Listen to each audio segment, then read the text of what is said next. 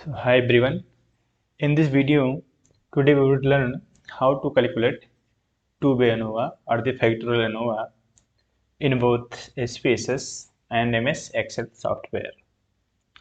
So, जैसा कि हमने लास्ट वीडियो में बताया था, the detail concept of ANOVA, कब वन वे ANOVA यूज करते हैं and when we have to use two way ANOVA. तो जब मेरे पास टू और more than two independent variable रहते हैं और वो नॉन मैट्रिक रहते हैं एंड डिपेंडेंट वेरिएबल मैट्रिक रहता है, इस कंडीशन में हम both the independent variable metric variable का इफेक्ट डिपेंडेंट वेरिएबल देखते हैं. इस इंटरेक्शन इफेक्ट को साइमल्टेनियसली देखने के लिए हम लोग टू वे एनोवा का यूज करते हैं. अगर हमें साइमल्टेनियसली इफेक्ट ना देखना हो दोनों इंडिपेंडेंट वेरिएबल का, तो I think there is no use to two way ANOVA, because two-way ANOVA is apply only the condition if we wants to see the interaction effect of both the independent variable on the dependent variable. So as you can see here, हमारे पास दो independent variable हैं and both are non matric.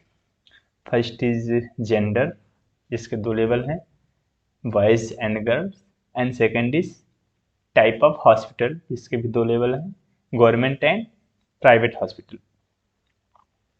और जो हम check करना चाहते हैं सबका इफेक्ट, वो चेक करना चाहते हैं स्ट्रेस, यानी गवर्नमेंट हॉस्पिटल के बच्चों को ज़्यादा स्ट्रेस रहता है या फिर प्राइवेट हॉस्पिटल के बच्चों को ज़्यादा स्ट्रेस रहता है, वर्सेस जो बॉयज़ हैं इनमें ज़्यादा स्ट्रेस रहता है या गर्ल हैं इनमें ज़्यादा स्ट्रेस रहता है, एंड इन दोनों का सिग्निफिकेंटली या फिर इंटरेक्शनली इफेक्ट क्या स्ट्रेस पर होता है, इसका इफेक्ट हम लोग देखेंगे. Here our null hypothesis is that there is no interaction effect would be found between gender and type of school on the variable of stress. Gender and type of school में कोई difference नहीं पाया जाएगा. ठीक है, ये basically to way ANOVA का जो इंटरेक्शन इफेक्ट का नल हाइपोथेसिस है वो यहाँ पर मैंने मेंशन कर रखा है. बेसिकली यहाँ तीन हाइपोथेसिस बनेंगे टू वे एनोवा में, जो कि आप हमारे लास्ट वीडियो में मैंने बनाया था, एक डिटेल कॉन्सेप्ट ऑफ एनोवा, वहाँ जाके देख सकते हो कि किस कंडीशन में हम हाइपोथेसिस फ्रेम करते हैं और किस कंडीशन में कितने हाइपोथेसिस बन सकते हैं. तो here you can see the first gender. तो here gender boys, this is the score of boys and this is the score of girls, and the second type is type of school, this is the government and this is the public, this is the private.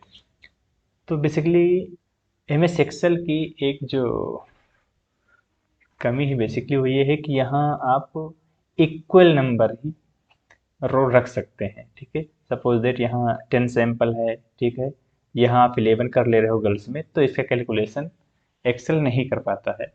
ठीक है, और अगर आप यहाँ suppose that 10 है या फिर यहाँ 9 कर लिए तो उसकी भी कैलकुलेशन नहीं कर पाता. यहाँ इक्वल नंबर ऑफ सैंपल्स चाहिए होता है एक्सेल के लिए, और डेटा एंट्री भी आप इसी प्रकार करोगे एक्सेल में फॉर टू वे एनोवा को कैलकुलेट करने के लिए. तो लेट्स सी, देखते हैं कैसे कैलकुलेट करते हैं.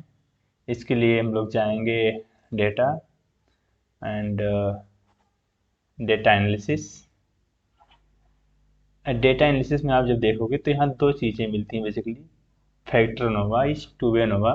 तो टू फैक्टर में एक होता है two factor with replication and एक होता है टू फैक्टर विदाउट रिप्लिकेशन. तो बेसिकली इन दोनों में डिफरेंस ये है कि when you do a to way ANOVA without replication, so you can still test the two main effects but you can't test the interaction.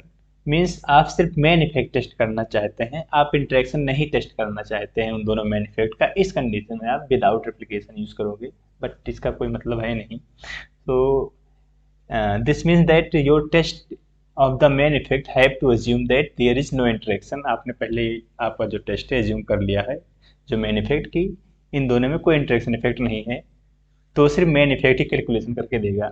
जबकि हम लोग को अनओवर लगाने का मतलब ये है कि हम कम से कम इंटरेक्शन का इफेक्ट देखना चाहते हैं. तो हम लोग क्या लगाएंगे यहाँ basically two factor with replication.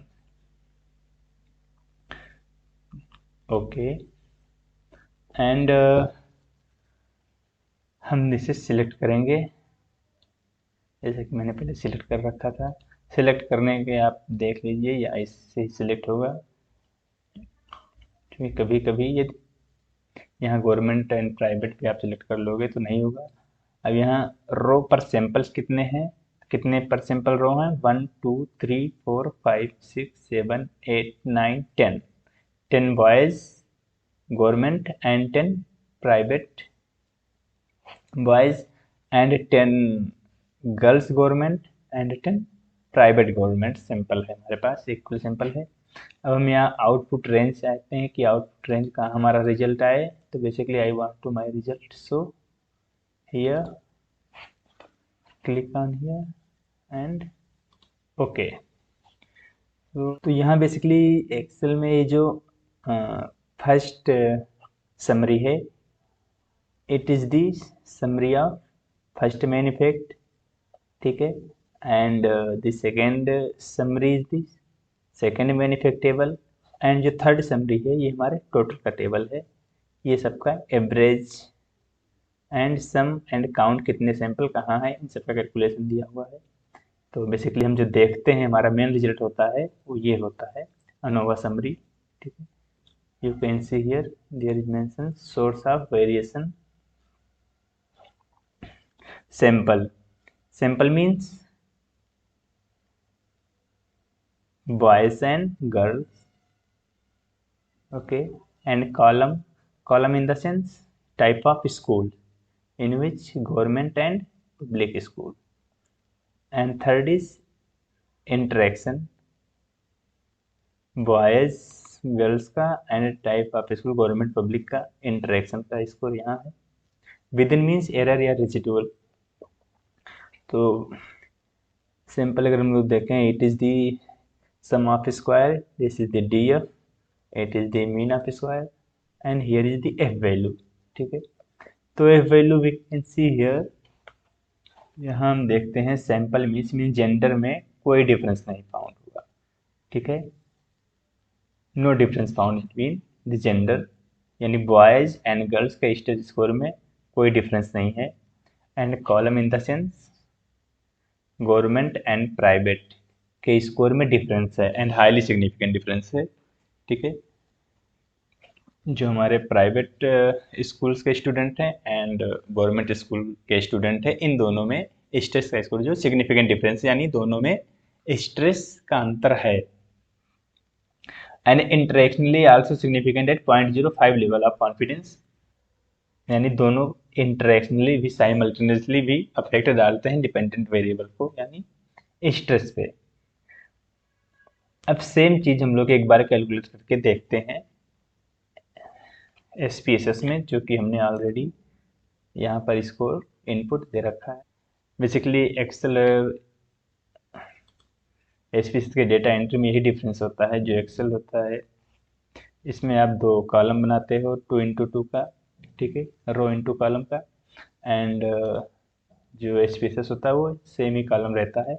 One column represent one IB and second column represent second IB, and DB also presented in column। तो यहाँ हो गया हमारे बॉयज़ गवर्नमेंट वाले, गर्ल्स प्राइवेट वाले, बॉयज़ प्राइवेट वाले, गर्ल्स गवर्नमेंट वाले, सबका स्कोर हमने है, and then we have to calculate to be ANOVA। तो for that go to analyze and GLM and univariate. Multivariate में जब जाएंगे जो हमारे पास जो IB इंडिपेंडेंट नॉन मैट्रिक या फिर more than one dependent variable हो, उस कंडीशन में हम लोग मल्टीवेरिएट में जाएंगे, एंड रिपीटेड मेजर में जब जाएंगे जब प्री एंड पोस्ट डिजाइन हो। तो यू कैन सी हियर हम लोग जो स्कोर है डिपेंडेंट वेरिएबल है मेरा, जो फिक्स्ड वेरिएबल है वो क्या है, gender and type of school.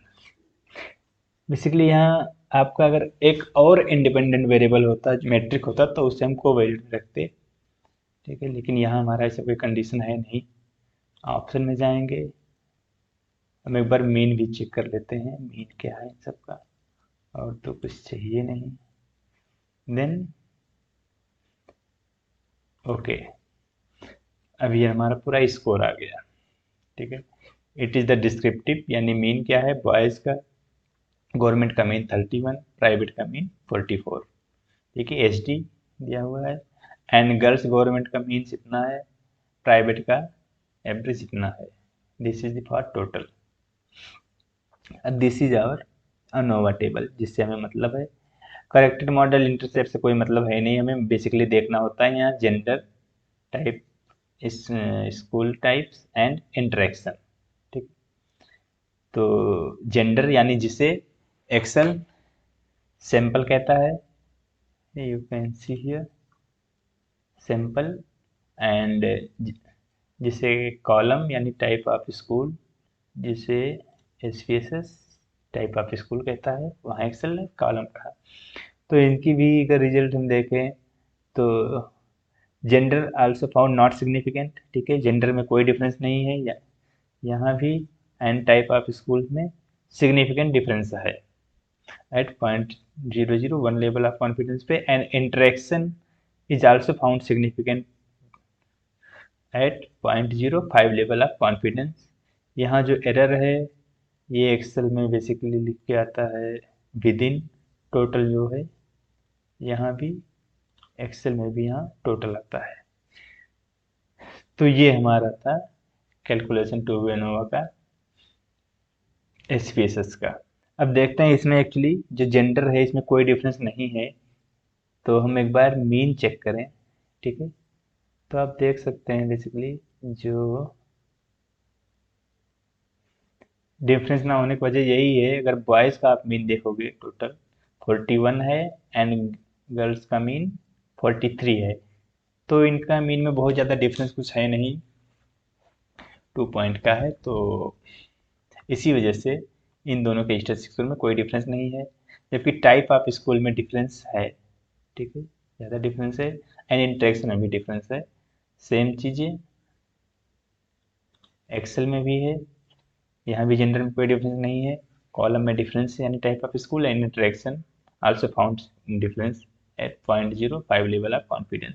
अब इसको हम इंटरप्रिटेट कैसे करेंगे, तो इसके इंटरप्रिटेशन हमने यहाँ लिख रखा है बेसिकली। तो you can write the interpretation as the above table, table बनाओगे एंड आप लिख सकते हैं the above table demonstrate that no significant difference found, difference, no significant difference found between boys and girls in terms of stress. And the main effect type of school, you can see here 15, यहाँ 17 है, ये मैंने SPSS से लिख रखा था, तो यहाँ आप कर सकते हो 17।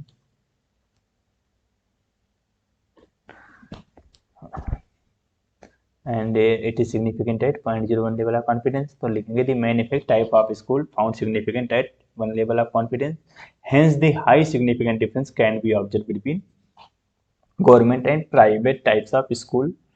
मीन्स अगर सिग्निफिकेंट डिफरेंस है तो इट मीन्स इन दोनों में डिफरेंस है।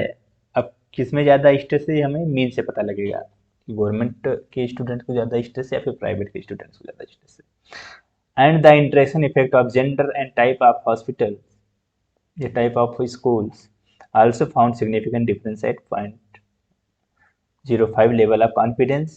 It means the both independent variable simultaneously affect the dependent variable, means stress। जो हमारे दो independent variable दोनों है, ठीक है, gender and type of school simultaneously affected या interactionally affected the dependent variable means stress. तो जो इंटरेक्शन का null hypothesis it is rejected in this regard, because जो हमारा वैल्यू है ये सिग्निफिकेंट है, इस वजह से नल हाइपोथेसिस हमारा रिजेक्टेड।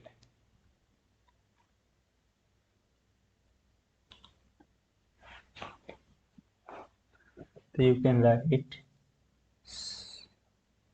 एंड फर्दर आप लिख सकते हैं। सो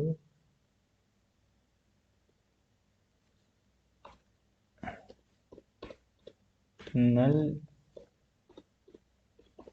हाइपोथेसिस रिजेक्टेड है।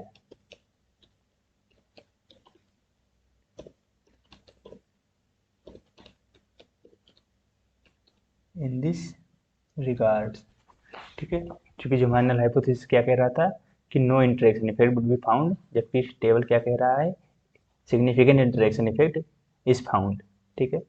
तो means null hypothesis rejected in this regard. So it is basically interpretation of two-way ANOVA.